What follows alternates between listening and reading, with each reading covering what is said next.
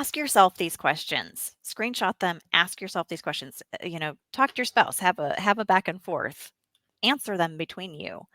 And then also if you are adamantly for it, if you're adamantly against it, okay, still ask yourself some of these questions and have a conversation. If public money is what makes a public school public, then what does public money make private schools? Why would Bill Gates give $1 million to support vouchers? The left would say they want to privatize education. I think private might not really be the right word there because of because of the muddiness of what we've looked at. It's not really private, but yet it's also not completely public either.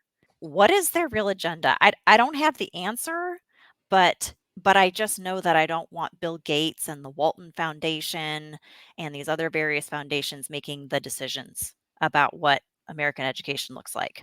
Are private schools more likely to use the extra income to build more classrooms, or will they simply raise tuition? We have plenty of examples to look at that can answer that question for us in order to defend school choice as free market. So this is one of the common defense arguments. It'll create competition. It applies free market principles. Yes, it certainly does create competition, but is that the definition of free market? Is that the definition of capitalism?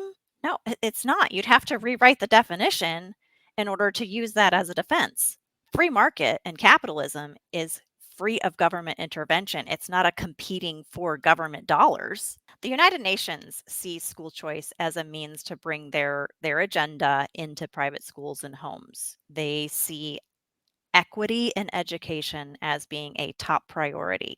I don't think that people choose private school or homeschool because they really want to promote the UN agenda in their home. So, Can I interrupt just a second? Can you yes, please give everybody the name of the document that you're talking about? Because I didn't pull it up on a screen and I don't want people thinking we just pulled this out of, this right. is just our personal thinking. That's not it. Okay, it's The Global Education Monitoring Report. Yes, monitoring report. Global Education Monitoring Report.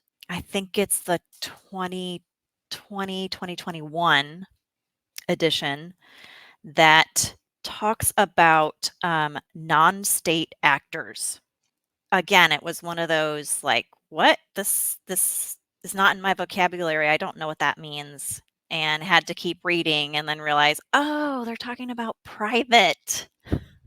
well, in homeschool, they And specifically mention they do homeschool mention in that homeschool. document. Yes. But go read it. Go see why would they go see? Why would they embrace school choice? Think logically. Can you think of anything that the government funds, but it doesn't also oversee? Since those with an AGI over 250,000 have to fund everyone else's vouchers, would this be a redistribution of wealth? How does this bill address any of the public school issues? Do you support universal welfare or universal health care? Or there are other universals, universal income. Do you support any of those universals? If not, why not? And could that person apply the same thinking to this case? Did you support Obama's college tax credit? Did you happen to notice what happened to the price, to the tuition, to college tuition after that went into effect? Do you support Biden's college loan forgiveness program? If not, why not? And could you apply the same thinking here? What gives the government the right to force you to pay for someone else's children's private education?